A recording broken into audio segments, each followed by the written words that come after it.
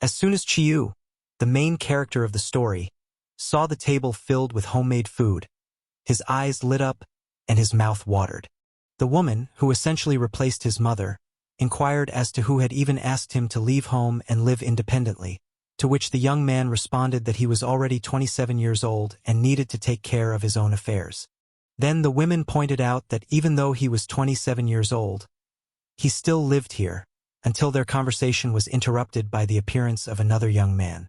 Hwang announced to his mother that he would also eat, and the woman, meanwhile, began to complain to Chiu that her son was so indifferent to her that she didn't enjoy being with him at all. The young man drew the woman's attention to the fact that her son's facial expression indicated the opposite, while Hwang, in the meantime, asked the young man to express his thoughts in his presence. In response, Chiu ordered not to approach him so suddenly, especially not from behind, and even more so not to frighten him. To clarify the situation a bit, it should be said that when Chiu was a teenager, a very serious incident occurred that completely turned his life upside down. As a result of the collapse of a large bridge, which happened for an unknown reason, many people were injured, including the young man's family. The young protagonist, who survived, then overheard nurses discussing that he was left completely without relatives. Since then, Chiu has been alone because there was no miracle with his parents, although they lay in the intensive care unit for several days. His friend Hwang came to him in the hospital a little later and offered to go home with him, saying that he had already been discharged. The landlord's wife brought him to her place and sat him at the table, starting a conversation by mentioning that hospital food wasn't that great and attempted to feed the orphan. Later, the boy found out that he perished in a car accident and his uncle was the last relative, so this woman took care of him. Chiu had befriended Hwang, the son of the landlord's wife, before the incident, and their friendship only grew stronger afterwards. And now Chiu was happily devouring this woman's homemade food and asked Hwang to wait for him, as he had changed his mind about eating and decided to snack in the evening. While at the bus stop, Chiu learned that Hwang was heading for his studies, and when the latter asked where he was going, he heard a vague response suggesting he was waiting for a bus coming in 20 minutes. Hwang assumed Chiu was going to work, to which he replied that his job was temporary with daily payments. He went on to explain, sounding more like excuses, and then quickly shifted the conversation to the bus that was approaching. They said goodbye, and Chiu was left alone with his thoughts, now pondering that today's weather was quite good. In reality, he had nothing to do and slowly made his way home until he heard his phone, notifying him of a new message. From it, he learned that the package he had been waiting for had finally arrived. Tearing open the box, Chiu extracted its contents, but the item revealed itself strangely, floating into the room and hovering over the ceiling like a pink-tailed cloud or sphere. The unidentified object, which also spoke, introduced itself kindly as Sunny and explained that it was here to fulfill his wishes, while the tailed Sunny asked the boy to make a contract with him and become his wizard. Chiu didn't hesitate, and Sunny sincerely rejoiced that he was heard, and even better, that he was understood. When the boy inquired about their agreement, the pink cloud made it clear that he simply had no other choice but to agree. Sunny justified his words by stating that Chiu truly desires the fulfillment of his wish, after which he pointed out that if he gave him power, he could fight for him. Even if the boy had doubts about the reality of what was happening and needed such a decision from his side, he was completely captivated by the words of the tailed one about how his deepest dream would become a reality. And he had won. Sunny told Chiu that the forces of darkness, which had been sealed until now, had been unleashed, and monsters had broken into the human world, which could lead to the rapid demise of humanity. The boy learned that wizards were required to destroy the monsters and renew the seal of darkness containment, and then added that he was glad to meet such a desperate young man and was ready to cooperate precisely with him. Before Chiu could tell his wish to Sunny, satisfied with the completed work, the first monster came to meet the newly made wizard right to his home. The boy asked the little tailed one what it was, and he calmly informed him about the appearance of the monster, and then advised him to arm himself with his new tool as quickly as possible and transform into a combat form. Chiu managed to grumble a bit, but there was no time for verbal arguments at all, so he armed himself with the miraculous tool and immediately felt the transformation. Literally within a few seconds, He was dressed in a battle suit and armed with a real sword. Sunny urged the boy to get rid of this monster as quickly as possible, but he couldn't believe in his transformation and spent some time getting used to his new sensations and a significant surge of strength. Chiu admitted to being a bit frightened, but Sunny finally asked him not to look at him, but rather to dodge the monster's attack, which, by the way, charged into battle. The monstrous creature wasted no time and, releasing its long tentacles, quickly knocked the boy to the floor, then firmly seized Chiu's body, executing a victim's capture. Chiu had no intention of giving up, but soon noticed that his opponent was not as simple as he had initially thought. At some point, the boy found himself feeling afraid, as the monster bound his hands and feet, leaving him with no ideas of saving himself whatsoever. But shortly after, Chiu's teeth came into play, as he bit through the nearest tentacle of the monster, which irritatedly threw its victim out of its grasp. The toppled monster, which had ruined the boy's home, seemed defeated and probably slunk off to mourn in its darkness, while Chiu's house quickly restored itself with magic. The boy returned to his former state, and Sunny was pleased with the work of his brave wizard, adding that when the monster disappears, the power of darkness follows it. Chiu was astonished by the monster's method of attack and began to inquire of Sunny what it was all about, but the latter innocently added that he hadn't had the chance to inform him of all the intricacies of their cooperation. The next day greeted another character of this story with the same warm sun and the aroma of coffee wafting from all sides, rejoicing in all these little things as he went to work. Jean entered the cafe with a shout of joy at seeing Chiu, until he noticed his partner's troubled state. The boy immediately began to inquire what had happened to him, but Chiu replied that he simply couldn't sleep all night, and he didn't want to confess to his friend about the nightmare he had experienced. His terror was interrupted by the alarm clock ringing in his ear for the past 10 minutes, and Chiu, waking up, feverishly triumphed that this time, thankfully, he had only seen and experienced a dream. Among the pillows, the boy found Sunny, who was just murmuring a question about how well he had slept, and without waiting for an answer, he announced that he wanted to sleep and asked Chiu not to disturb him. While the boy was coming to terms with the night he had just experienced, pondering what was happening in his life, suddenly trembling Jean appeared before him and begged him to catch a spider. Chiu displayed heroism by capturing the 8-legged creature, which they were now planning to release together to roam freely, so that it could live and frighten someone else. His friend quickly worked his legs, saving his own skin, and Chiu commented on the situation, recalling the saying that if a spider comes in the morning, it brings a good guest with it. Jean laughed and expressed the assumption that the guest would at least not resemble this 8-legged creature. And suddenly, Chiu noticed Hwang approaching their cafe, who smiled kindly at his friend upon hearing the question of what he was doing here at this hour. Hwang replied that he was supposed to have classes, but an opportunity arose, so he decided to visit the cafe. When Chiu asked why he had come so far, he learned that Hwang wanted to tell him something. Chiu invited Hwang to come inside and have breakfast with them, offering fresh Americano and delicious tiramisu. Jean observed these two boys until an unforeseen event occurred. Chiu barely had time to turn around when he saw that Hwang was completely covered in cobwebs from head to toe, suspended from the ceiling, and unconscious. Jean, in utter horror, could only mutter to Chiu that the spider was inside the building again.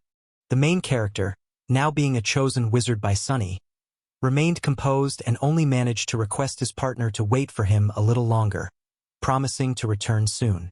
The spider monster quickly ensnared its second victim with its cobwebs, but upon realizing that this was not the young man it had come for, it sat dissatisfied, waiting for the next boy.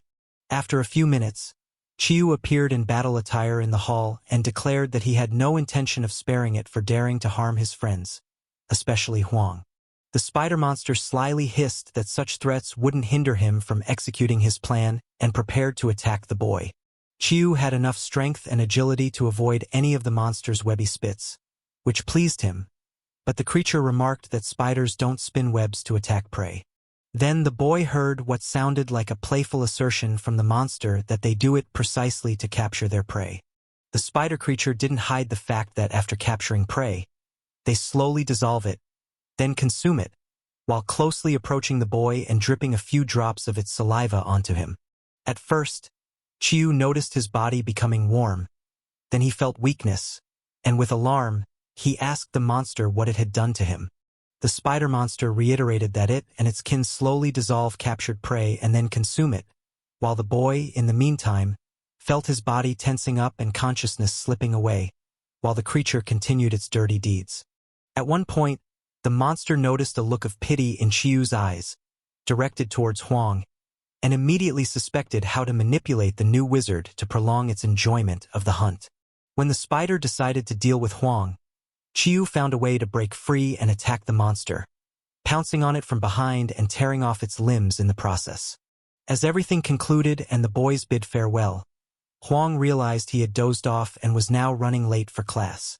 He also inquired of Chiu why he hadn't woken him up, but Chiu just joked and urged him to catch the bus. The boy felt deeply saddened because his friend had come to his workplace for the first time in a long while, and now everything turned out quite differently than he had expected. However, he then received a compliment from Jean, expressing admiration for his talent and confidence in his abilities akin to a wizard. Chiu was now puzzled as to why Jean suddenly remembered his encounter with the monster, but his interlocutor continued to find every detail pleasant. Then he asked Chiu directly if what he had seen was a secret. In the evening, while at home, Sunny asked the boy how his day went, once again admitting that he had been very sleepy in the morning. Frustrated by the events of the day, Chiu immediately went to punch the punching bag, saying that he nearly lost his mind when a strange spider monster attacked him. Sunny, full of zest for life, replied to the wizard that since he was alive, he must have done a good job. When he noticed the unfamiliar boy behind Chiu, he quickly remarked that he was just an ordinary toy. Jean smiled at the tailwagger and responded that he had actually seen and heard everything, so pretending was futile. Chiu explained to Sunny that after the monster disappeared, memories of this boy remained with him, so he brought him home to figure out what had happened. Sunny decided to hit Jean several times, probably to knock the memory out of him, but he only started getting upset and complaining about it.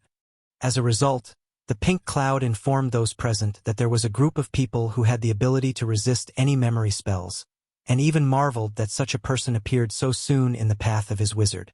Sunny hurried to arm himself with a large knife, declaring that if magic couldn't handle such a person, then physical force would be used to suppress any memories. Jean begged to spare his life, promising not to reveal any secrets, and he insisted that he didn't want the main character to have problems because of him. Sunny replaced anger with mercy, and Jean, among other things, noticed a book on mastering swordsmanship, while Chiu hurried to explain that his weapon was a sword, but he couldn't fight properly with it yet. The boy asked his friend to hold the book open at a certain page, while he took his monster-punishing sword in hand and confessed that when he was still a student, he had quite good physical training. Sunny asked Chiu to close his eyes while he remained in that position, and also to concentrate his energy on the tips of his fingers. Then this pink sphere commanded its wizard to utter a specific phrase and attack with a shout at the work desk. Chiu hastened to utter the suggested phrase and deliver a shining blow to the furniture, exactly as Sunny recommended him to do. The pink sphere solemnly announced that it had given the boy more strength, proud of itself, and Chiu indignantly asked Sunny why he was telling him all these details only now. The main character even shed a tear, remembering how scared he was during the attack of the spider monster, but no one listened to his suffering. Jean tried to comfort his friend with words that all this indeed sounded extremely dangerous, after which he asked his partner why he was doing all this. Chiu thought for a moment, then confessed that he had one wish for which he was willing to endure even such danger.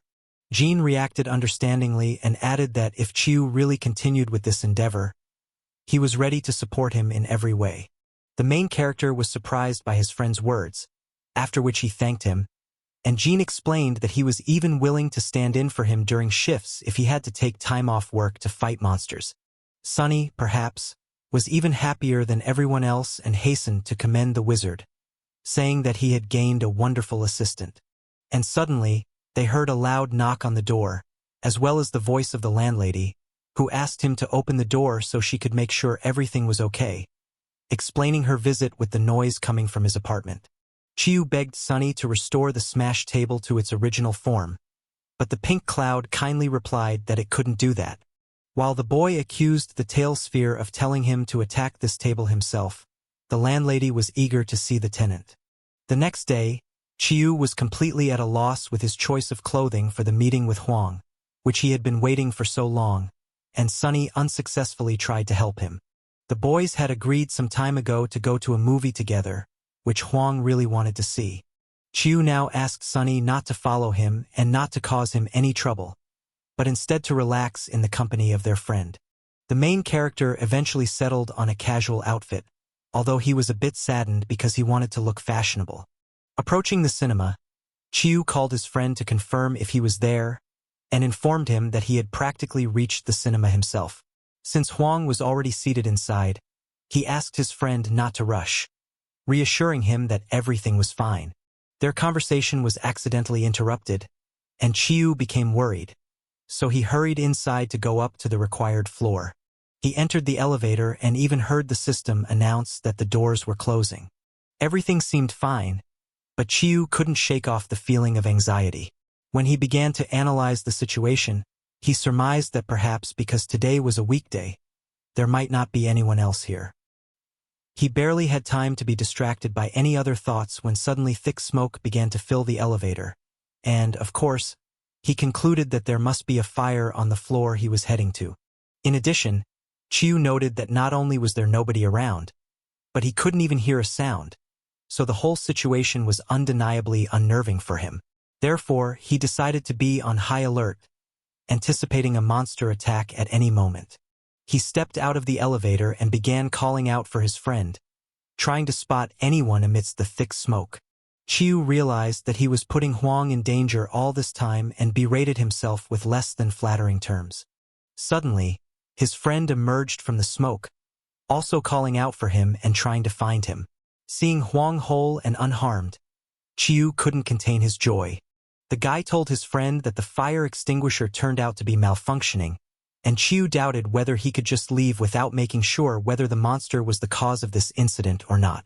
As a result of what happened, Hwang suggested that Chiu stay overnight at his place, but the guy was hesitant whether it would be the right decision on his part, especially considering the element of surprise, but still accepted the offer from his friend.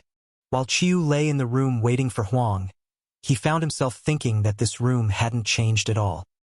He also pondered how every trace, which had been so familiar, eventually became unfamiliar to him.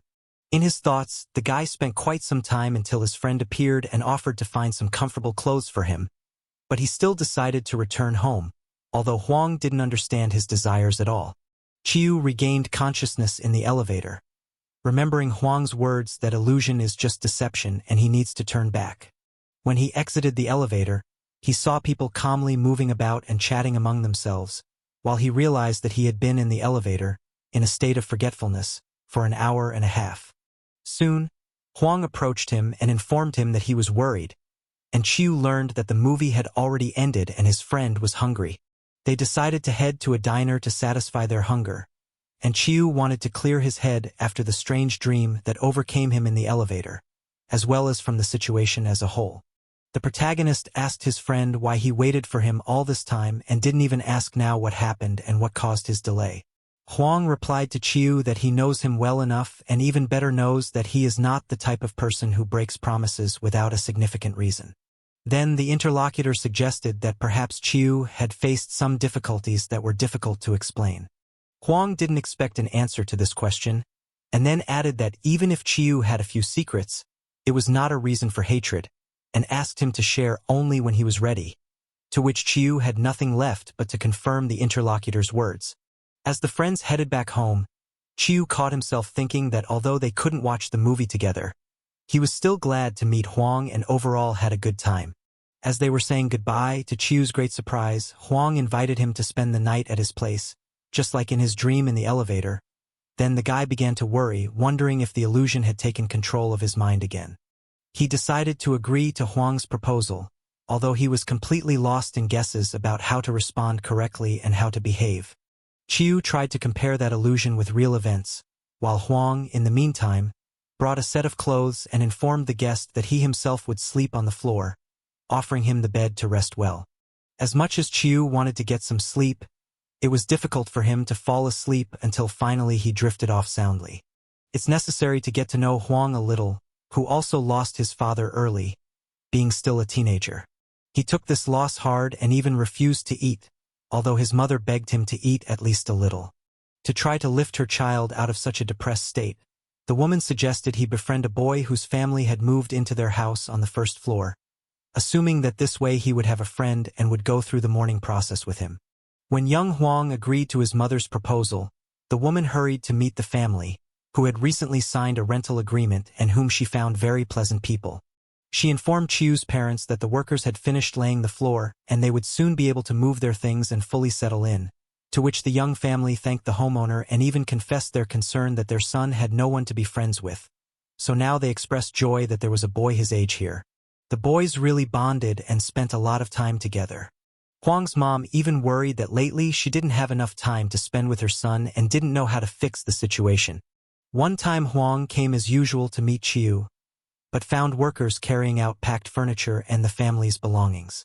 When the boys met a little later, Hwang hurried to ask his friend if they were moving, and Chiu explained that all this was because of his father's work, and then added that it all happened suddenly, so he didn't even have time to tell him. Hwang asked his friend not to leave, arguing that he didn't want to be separated and even suggested moving in with him.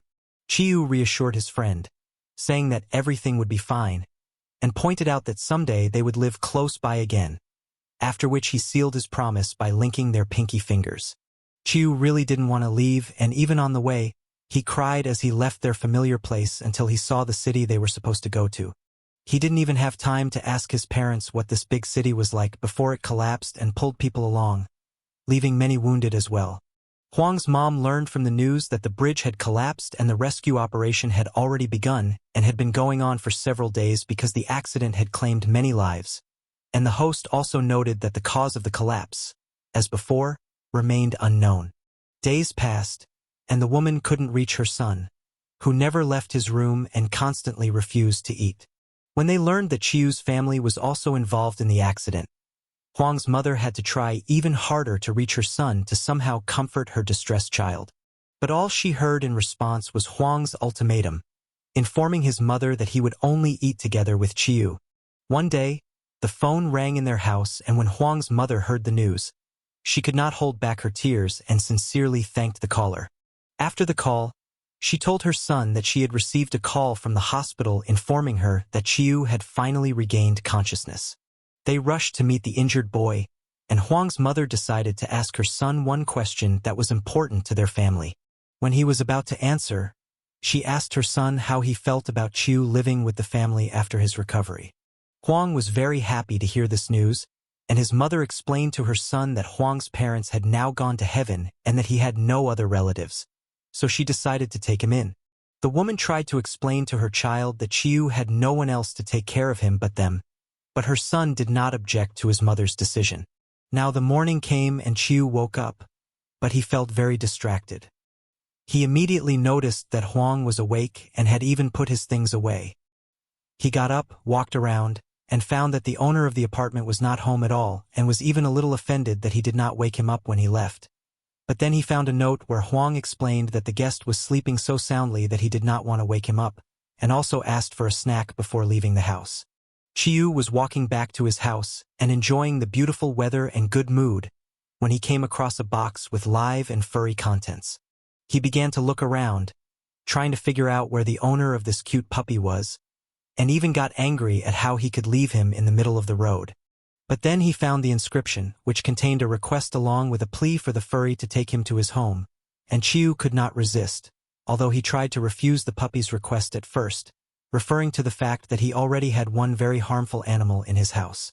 As a result, the boy returned home with the box and all its contents, and with the idea that he would try to negotiate with Sunny, begging the dog to behave well.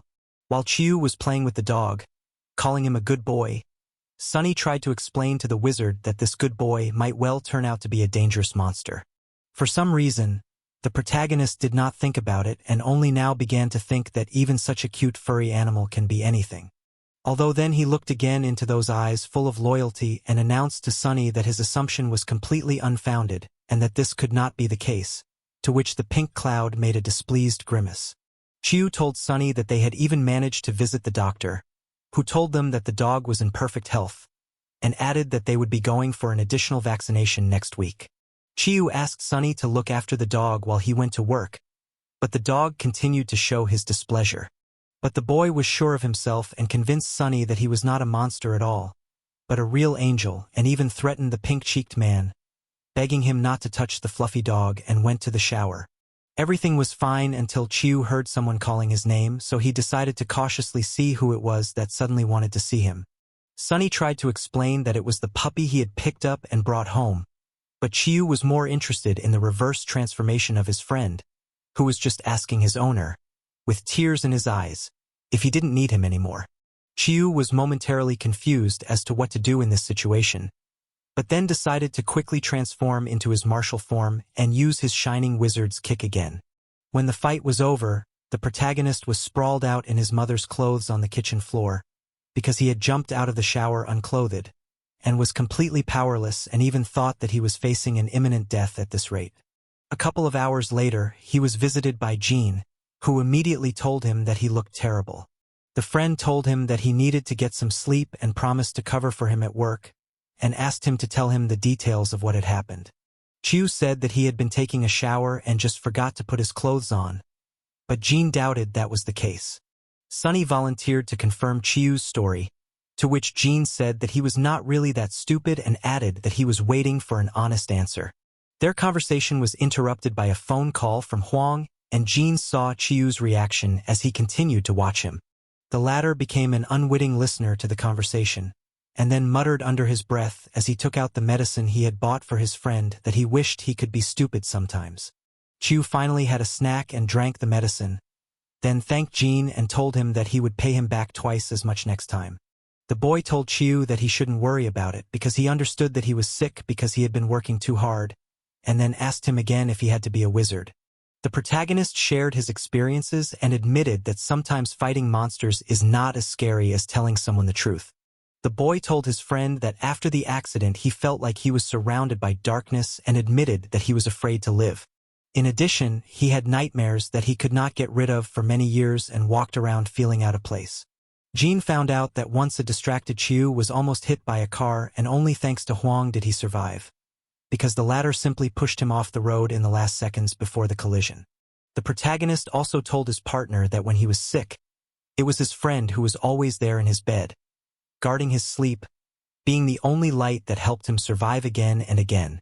Jean this time learned almost everything that was in the heart of this suffering young man, who honestly revealed the secret corners of his soul, even though he was in a state of fever. Chiu continued to talk about the traps of his fears that he had been in since childhood and that he could not admit to. The protagonist, at the end of his confession, so to speak, admitted that he would like his friend to save him again. Chiu apologized for having said too much and said that he was very sleepy, and Jean suggested that the medication was probably just taking effect, and then wished his partner a speedy recovery. As he was about to leave, he saw a message on Chiu's phone, where Hwang wrote that he had found his charger and would be at the cafe in the evening to return it. Jean did not do anything, even though he knew that Chiu would sleep through the evening and not go to any cafes. In the evening, he ran into Hwang, who was clearly not happy to see him, expecting to meet Chiu. Hwang pulled himself together and finally asked the boy if he had made a mistake and come to replace Chiu. Jean replied that his partner was unable to come out and he was filling in for him, and when he asked what he could do for him, the guy said that Chiu had left his charger at his house and he had brought it to him. Jean suggested to Hwang that he leave the package at the cafe and he would give it to Chiu during the meeting, but he flatly refused, saying that he would just come back another time and give it to him. Jean gave the boy a final word, telling him to take good care of his brother. Hwang was curious to know why the young man was saying such things to him all of a sudden, and he even asked him out loud. Jean replied that he thought Chiu was a great guy and wanted nothing but the best for him, so he asked for reciprocity from others toward his partner. Hwang didn't like what he heard, so he just threw back a phrase that he could take care of everything himself, but finally thanked Jean for his advice and left the cafe. Hwang himself sent Chiu the 27th message, which was never read, like all the others. When the protagonist woke up and saw his phone, he was extremely surprised by such attention from Hwang, and Sunny, meanwhile, was glad that his wizard had finally gotten enough sleep and saw that a good night's sleep was good for the guy. Chiu hurriedly called Hwang and told him that he had not been feeling well yesterday, so he asked his partner to cover for him at work, and then explained that he was unable to answer his message because he had fallen asleep early and slept soundly. They agreed to meet, and that was the end of their conversation, and the pink balloon cloud asked his wizard curiously how the conversation went and reminded him that he should never be nervous. The next day, Chiu and Jean decided to ride a moped with a breeze to the sea, but they were going so fast that even the main character was seriously worried. But then, when they got there, Chiu was even mesmerized, because he hadn't expected to see such beauty, so he was deeply impressed all the time while Jean went to get a drink. The guy apologized for driving so fast and even offered to take a bus or train back, but Chiu refused because he was having fun, as he admitted out loud. Jean decided to tell his partner about Hwang's visit to the cafe yesterday, but Hwang beat him to it and said he already knew about it, and then began to lament that he was wasting the best moments of his life hunting monsters and couldn't even keep his promises because of the monster's interference. Chiu even suggested that he was just completely unlucky and a total failure, as well as too stupid and boring. Jean at one point suggested that the Coca-Cola they were drinking must have been spiked with alcohol, because Chiu was acting a bit out of character, even shedding tears over something. Jean tried to change the subject, but Chiu started talking about something else, and then got distracted. He heard an enticing melody coming from the water and asked Jean if he heard the same sound coming to his ears. Chiu began to listen to the music and, at one point, together with Sunny, they shouted in unison that these sounds were made by none other than a monster. The protagonist turned to his partner and ordered him to wait here, saying that it would be dangerous for him in the water. And he grabbed a pink cloud ball and rushed into battle, promising Jean to return soon. Chiu took out his magic tool and hurried to transform into a wizard, putting on his own costume as he went. Except this time, for some reason, the super warrior costume was that of a super mermaid, although in this case it would be more accurate to say a mermaid wizard. Chiu immediately plunged into the depths of the sea, holding his battle trident, and swam to the source of the melody that was so inviting. It should be said that he was very pleased with the powers he had gained as a wizard, because this time he could breathe underwater and had considerable strength. Now the protagonist was ready to look for the monster and defeat it, where he went, deftly moving in the water with the help of his tail. He looked around and noticed that this place was full of sunken ships, and this fact alarmed him. Jean sat on the shore waiting for his friend until an elderly couple came up to him and asked him why he was sitting there. The man asked him not to even think about going into the sea, which puzzled Jean to no end, and he asked the man what he wanted to tell him. Then the stranger said that the sea monster had been hungry for a long time and suggested that it was probably looking for a victim again, and then asked the boy to be careful. And Chiu finally found the source of the melody and even froze for a moment, watching the unexpected creature sitting near the wreck and rubbing the seashell with satisfaction.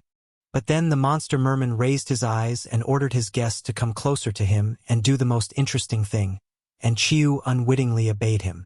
Sunny tried to talk some sense into Chiu that this was a dangerous business, to say the least, but his wizard was already enchanted by the underwater monster and even begged him to play for him again. When the seashell that belonged to the monster stopped making a sound, the boy finally came to his senses, for the witchcraft had ceased to affect him. Chiu immediately rushed to deal with the monster merman and struck him quite hard, after which he broke the seashell, which had been charming potential victims with its melody and had already killed many. The sea monster recovered a little from the wizard's blows, and the merman even managed to call Chiu some unpleasant names, after which he received a portion of the protagonist's shining blow. The effect of the latter was noticed not only underwater, but also above the surface of the sea, although after its action, the merman wizard immediately turned into an ordinary guy on the spot. This ordinary boy could not swim, so he slowly sank to the bottom. He was losing the precious air from his lungs, and his consciousness was also losing, slowly clouding the mind of the protagonist. And he would have died if Jean hadn't rushed to his rescue and actually pulled him out of the other world. After Chiu and Jean went to the seaside, the protagonist repeatedly finds himself thinking that strange things began to happen to his partner, and in particular, he began to make many mistakes in his work. This was evidenced by the bucket that was already full of broken dishes. So Chiu was seriously worried that at this rate they would soon lose all the dishes, so he decided to talk to Jean to get things straight. The protagonist directly asked his partner what happened on the day they went to the sea, but Jean could not concentrate on this conversation at all and therefore simply nervously replied that nothing happened. Chiu was even surprised by the boy's answer, confessing to Jean that he didn't remember anything except that he had saved him, and then thanked him for saving him.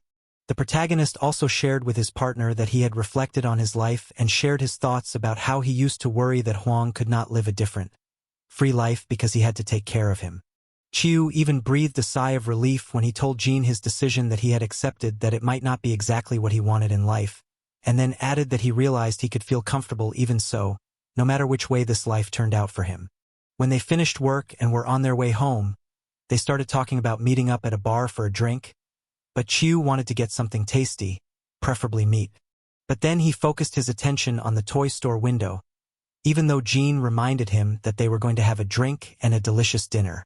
The protagonist left with his friend, but his thoughts remained at that toy store window. The next day, Chiu returned to the same toy store and stared at one toy that particularly caught his eye because it strongly resembled his friend Hwang.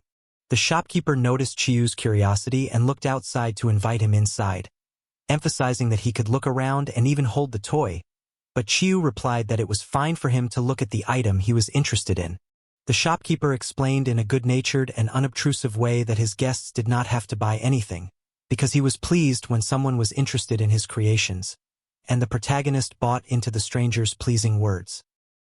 He went into the store and began to look at the shelves with attractive toys, but he caught himself thinking that he was accompanied by strange feelings, as if he had come to a very bad place. The shopkeeper saw his guest's wary reaction and, in the same attention-seeking manner, commented good-naturedly that he was a little uncomfortable with the way he was looking at him and began to apologize for his behavior. The master asked Chiu not to worry and handed the guest a cute fox that looked very much like a toy he had as a child. So the protagonist even began to squeeze it until he felt a needle prick his finger. Chiu automatically grabbed his finger in his mouth and said that it hurt, and the shopkeeper expressed his regret, and then explained that the fox was made recently and suggested that perhaps a pin was left in it. And the protagonist sincerely replied that it was nothing to worry about and added that he was rather frightened by the suddenness of the injection. And then his eyes swam, his head spun, and he finally fell asleep, falling into a sound sleep, and the satisfied shopkeeper finished his sentence by saying that it would be nice to treat the wound, while continuing to smile his spider smile. After a while, Chiu opened his eyes and almost immediately realized that he was in the strange man's puppet shop, and he also remembered what had happened to him. When he tried to get up, he felt as if he had stepped on something, and when he started to get up further, he found himself wearing not just a dress, but the whole image of a beautiful doll, so now he wondered what had happened during the time he had been unconscious.